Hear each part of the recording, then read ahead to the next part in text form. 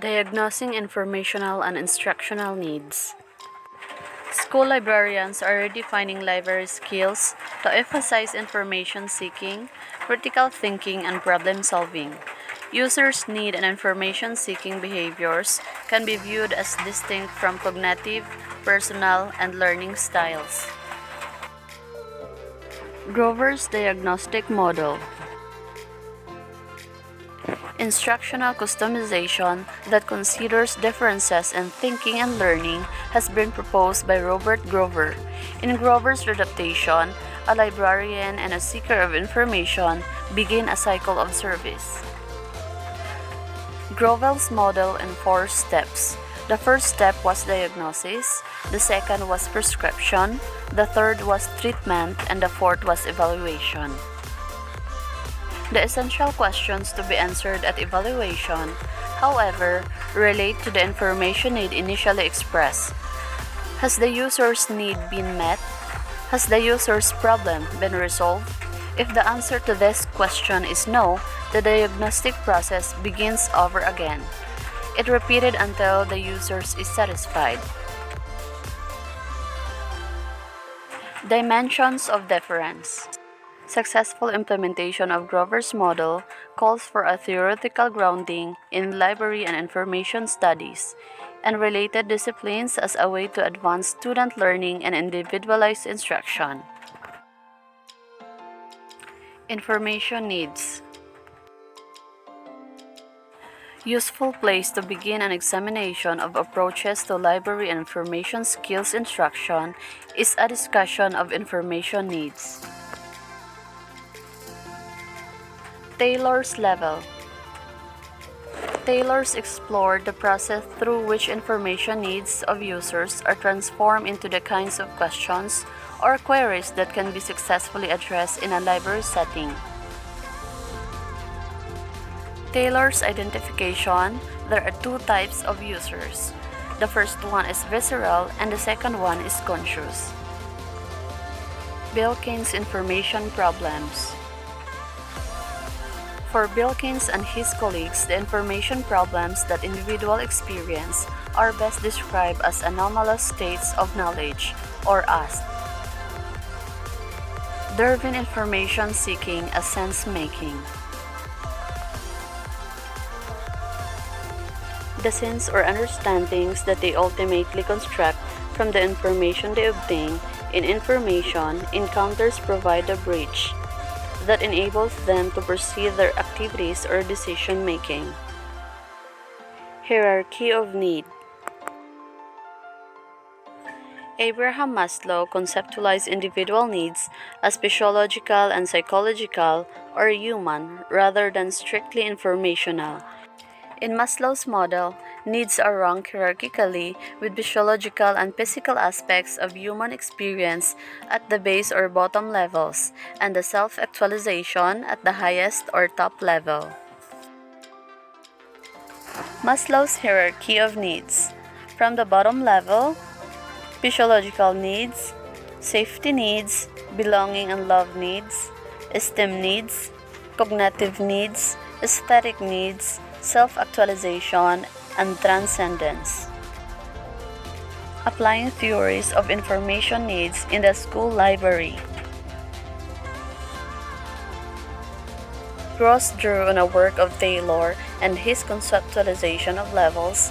Her findings suggest that although the ways in which information needs has been understood in the literature of LIS illuminate the evolutionary process through which self-generated questions pass as they move from visceral to compromise level, the information questions that teacher posed for students to answer present entirely different kinds of problems. Socioeconomic issues and children's information need. Jonathan Kozol has written extensively about the needs of children in low-income neighborhoods where deficits in the availability of print resources and access to knowledgeable adults who can stimulate reading interest and guide information seeking are continuing problems. Kozol notes that without them, the children who have the least stimulate their reading appetites at home find much less to stir their love of learning in their public schools. He speaks of this kind of deprivation as a form of theft of stimulation, cognitive excitement, and aesthetic provocation that is catastrophic. Theories of cognitive development and complexity. Caltho argues information seeking and learning from information have behavioral and affective as well as cognitive dimensions. The primary concern of information models in LIS is with children's capacity to think critically. For this reason, Grover and others recommend that school librarians consider theories of learning as they plan for information literacy instruction. Piaget's theory of cognitive development. Piaget believed that cognitive development is dependent on physical maturation and interaction with the environment and proceed for all children according to an orderly succession of learning states. Piaget's stages of cognitive development. First is sensory motor stage. The second is pre-operational stage. Third is concrete operational stage. And fourth is formal thinkers. Bloom's taxonomy. Benjamin Bloom proposed a taxonomy of mental activities independent of physical development which rank thinking tasks on the basis of mental complexity or cognitive load. Bloom's taxonomy levels. The first level was knowledge, and then comprehension, application, analysis, synthesis, and the last is evaluation. Bloom's taxonomy revised. Marzanos has provided an update for Bloom's taxonomy that takes into account motivation and metacognition. His revised system does not necessarily proceed in a linear fashion, and it echoes the learning process that students undergo. Marzano has created a nonlinear model, labeling his conception a new taxonomy of educational objectives, comprised of three main systems and a knowledge domain. The three systems are self-system, metacognitive system, and cognitive system. Learning styles and learning modes. Within curricular assignments also raises teacher and school awareness and appreciation of the many kinds of intellectual gift that students possess while honoring differences in ways that enhance both learning and the learner. Kolb's learning modes. Kolb's learning styles are one of the best known and widely used learning styles theories. Psychologist David Kolb first outlined his theory of learning styles in 1984. He believed that our individual learning styles emerge due to our genetics, life experiences, and the demands of our current environment. The format learning system. Format is a model for creating more dynamic and engaging learning. It is a framework for learning that helps educators deliver information in more dynamic and engaging ways.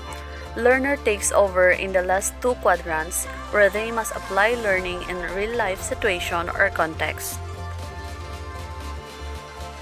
This is the format learning system, from meaning to concept and concept to skills and skills to adaptation, which is from experiences or experiencing to reflecting and reflecting to conceptualizing and conceptualizing to acting. Past holistic and serialistic problem solvers. Past and Scott construes differences in thinking and learning in terms of problem-solving orientation. Past suggests that people prefer to think either holistically or serially when considering information to resolve an issue or dilemma.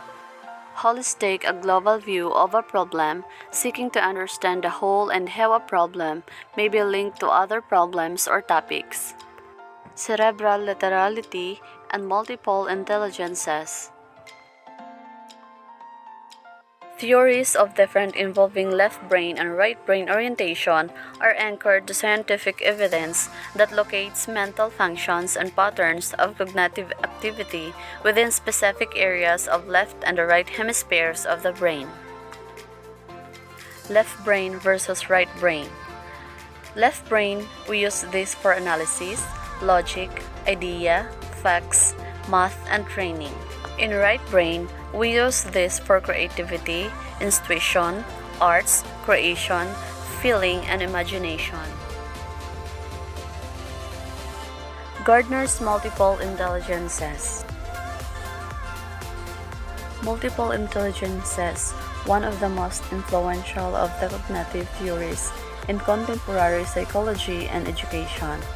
In Frame of Mind, Gardner challenged the conventional wisdom shared by supporters of Binet's testing methodology that IQ is a genetically based and stable characteristic, retrievable and measurable through an examination of a person's verbal and analytical skills.